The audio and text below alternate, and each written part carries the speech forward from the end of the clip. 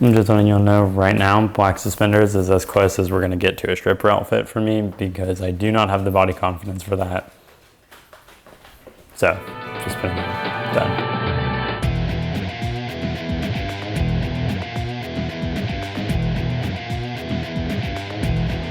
Okay, so in 2003, Spike TV debuted Stripperella. So I want you to just think about that for a moment. Spike TV, Stripperella. What do you think that's about? My first thought was going to be a stripper Cinderella story, which would have been great, but I'd actually argue this is better. What they ended up doing was pairing with Stan Lee. That Stan Lee. My new invention. You guys are gonna freak out. The future is now. To create the crime-fighting stripper, Stripperella. Erotica Jones is just your ordinary gal, late-night stripper, later-night superhero / secret agent, because they make that point a lot. Agent 69 reporting for duty. Because the whole show is actually a really, it's not good, but it is satirical writing about superhero tropes, and I think they do those pretty well. Evildoers, prepare to become evil don't-ers. Do you mind? Sorry. She hits like all of the right beats throughout the show of like your classic superhero shenanigans, but we'll get into those later. Now, if you'll excuse me, I'm going to leave you alone in my office unsupervised for a few minutes. So, I mean, it's a show that follows a stripper. There's a lot of nudity in the show. Ergo, put it on Spike TV. You have action, you have boobs. That's everything a guy could want. Maybe guns in there. Oh wait, there are. It's perfect. However, it is censored on Spike TV. What I think is funny about that specifically is the fact that everywhere else in the world where this aired, which is a good few places for some reason, the show isn't censored. It's completely nude, which is great, I guess, if you're into that. Everyone looks the exact same in that show. It's just like size D and tiny little nipples, and that's the whole show. Goodbye YouTube monetization. I figured this wouldn't be monetized anyway once we started making this because of the content, but you know, we're still gonna keep the visuals mostly PG as. Rated T for teen. The show's main plot follows Erotica Jones. That is her alter ego name. Her birth given name is Erotica, which is fucked to do to a child. Her alter ego being the stripper. When most crime happening at night, she just constantly runs out of her job, much to the chagrin of her manager, who's Tom Kenny, by the way. I forgot to mention, Erotica Jones is played by Pamela Anderson, which first off, funny. Secondly, really good at voice acting, and I wasn't expecting that from her. The entire cast, some of the characters are like caricatures of people, so the voice lines aren't like that great, but the entire cast is so star-studded. You know who I think Pam looks like? Stripperella. Don't you think she looks like Stripperella? If they ever make a Stripperella TV show, they should totally get Pam to play her. The Brain from Pinky and the Brain is in this show as like the bartender.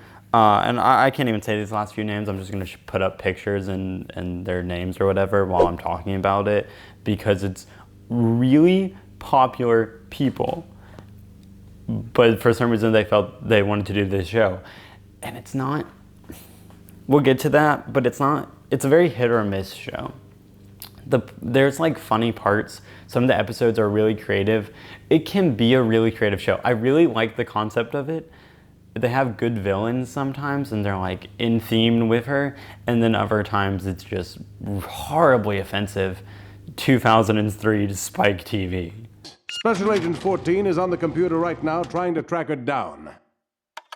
Hi, Stripperella. I'm having a hard time finding clitoris. It's a really self-aware show, and I think it really strives with its visual gags more than its like literal gags. They'll say a lot of things that are kind of stupid and they're really on the nose, but visually it's well thought through. There's just like a lot of these like tiny little things in the background that are really stupid. I think there's a Diet Burgers billboard somewhere, and there's this shop in one of the episodes where the main villain works at this shop. It's his shop. It's like Klinko's or something, but on his shirt it's spelled differently. Like he spells his name differently than the shop he opened. It's always keeping you entertained, at least like watching the background if you're not watching her. Something I think is actually even funnier about this is originally when they were pitching this show, they had this whole plan to like do like 3D scans and get like real physics for that. And they didn't end up doing that, and I think it's a damn shame. I'm guessing it's too much money, I don't know, but the idea of that, super stupid, super funny. No, I'm not supporting this show. The show is one of the most offensive, stupidest things I've ever seen. It's more palatable than Family Guy, but that's not saying a lot. It's a really bad show. It definitely has like a steep drop off too. It starts pretty strong. They really thought through like the first 3 episodes, and then they stopped thinking and they just kind of did it, which makes sense. I'd imagine. So Stan Lee wrote like the outline for the show, never wrote a concrete script for it.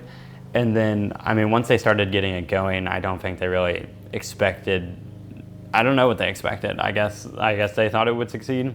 The show's animation style changes completely, like halfway through it. And they make one joke about it, which is cute, where one of the voice actors got replaced. But also, that character has her own episode about like her plot to be some sort of evil thing, but it never happens. It's just forgotten. It's really strong on paper. So the very first episode, I think, is really funny. It's a 2-part episode. It's called Beauty and the Obese. And so Stripperella, who we'll get to what her gadgets and superpowers are in a minute, because I think those are also really funny and well written. But she gets a call on her little belly ring that vibrates to let her know she's needed to fight crime. Because, you know, you can't put a thing in the cloud. What would you put, like a stripper pole? Be funny. It gives a whole new meaning to like the superheroes that go down the pole.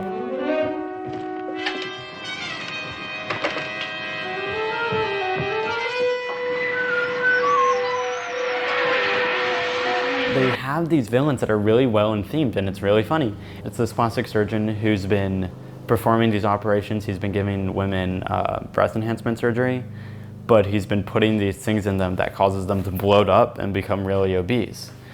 And then she tracks him down, she finds out, and it's actually really well done because there's 2 different characters there's more, but there's like these 2 characters in the episode that turn out to be, it's him. He's the same person because he's been like performing plastic surgery on his face to replace different parts, so like he's unrecognizable by Stripperella.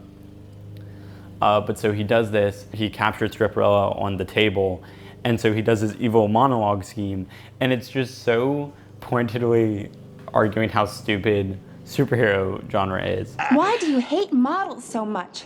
Why? Because my whole life beautiful girls have spurned my advances. I vowed that one day I would make them all pay. So just because... Also, my mother was a model. She ran off when I was 5. I declared then and there that I would make all models pay. Well, but even if you could... Also, I once had a promising career as a model. I had a scholarship to go to modeling college and everything. But then I became horribly disfigured in a modeling accident. They said I would never model again, and I vowed to make them all pay. Oh, yeah, also my grandparents were killed by models. I'll admit, you definitely have some valid reasons for not liking models. Oh, I hate models. And heights, but that's neither here nor there. You can't really harm heights. But so then his plan evolves into realizing, wow, I should kill them. So he puts bombs in the breast enhancements to turn them into bombshells, literal bombshells, which is so funny. And he does this to a normal Ray, which is just, it's the stupidest thing, because then Stripperella has to break free in a really cool fight sequence, action-packed, it's good, and she goes all the way in and performs like chest surgery on her on live TV, which is really unexpected for the first, you don't see it, it's really intense for like a first episode. For a 2-part first episode, which is a bold move to make, because then you have to have someone watch the first episode and then want to watch the second. And it worked. I did. I actually enjoyed the show at this point. That being the first episode at this point. but it was a really good introduction to Stripperella. The B plot of that episode is one of her co-workers is dating this conjoined twin, but she meets his conjoined brother for the first time. Oh, Cliff. I didn't know you were coming, too. I returned to London in the morning, and my brother insisted we spend my last night in a vulgar sleaze emporium. The brother reveals that he was in love with her the whole time. The brother is also British, and the other is from Detroit, I think. Like, it's so stupid because it's just dumb to be dumb, but he's British for some reason. He's a pompous ass, being like, oh, you're but a stripper. But she ends up having an affair with him. And it's just so stupid that it's kind of funny. Episode 3, so technically episode 3, it's the second episode, it's the episode after the two-parter. She fights a villain called Cheapo, which is funny because it's in theme, it's creative and it's clever. It's a guy who's too cheap to like pay for anything. He calls in on like a dating show for collect. And then when he has 2 henchmen who don't get like real costumes because cheap, and he has this bandaged up gun, and they complain to him about how there's not enough bullets. Yeah, what is it? Me and henchman number 1, we've been thinking maybe you might want to put a little more money into your operation. I mean, the 3 of us have to share one gun, and you won't let us buy any more bullets. Buy more bullets? We still have 3 bullets.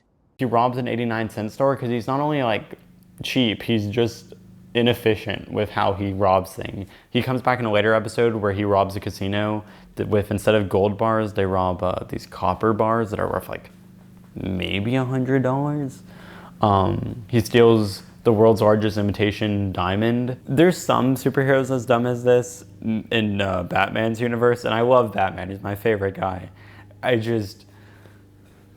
One of those level, like Mustard Man, Condiment King. Condiment King versus these guys. Same energy. And I guess not in the same universe because it's Stan Lee, but this does mean Stripperella is canonically in the same universe as like the Avengers, so waiting for that movie to drop would be great. Honestly, it feels like the type of thing they're gonna do in like 10 years to, I don't know, have some sort of feminist hero instead of using one of the actual feminist heroes.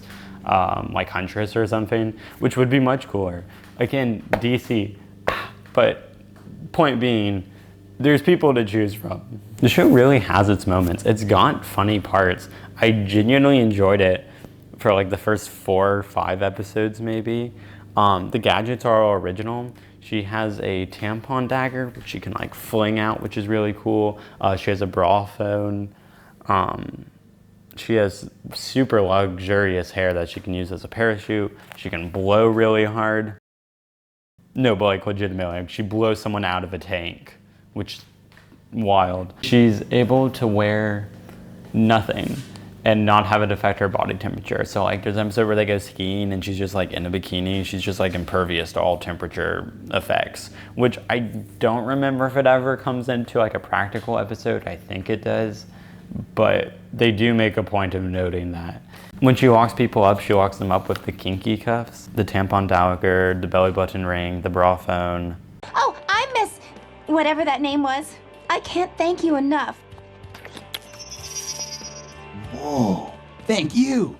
I'll never wash this cheek again. Well, at least not until I get back to the secret undisclosed location I work at. Lipstick tracking device, don't fail me now. She does have super strength. It's been shown a couple times, and her fighting style makes sense. Like it's actually pretty. It's an exotic dancer fighting style. She's very limber. She's very moving and flowy. The way she moves into her attacks, it's good because it gives some sort of like fighting expertise besides just like these superheroes that are bitten by something and then they're just suddenly like trained acrobats and fighters. It's best not to forget it's a 2003 Spike TV show. There's Special Agent who is mentally handicapped and they use him in some pretty uncomfortable ways. It's a very upset feeling show. You'll watch it and it'll be good, and then like they'll make some sort of joke or a sight gag or something and it'll make you like a little flinch inside, a little cringe bit. It's not a good show by any measure. but it does. If they could take that and they could put it into a new show, all the good bits, I think there's something there. I think it's kind of a funny show. I think it has potential, but it is Spike TV 2003. So, Stripperella. Thank you.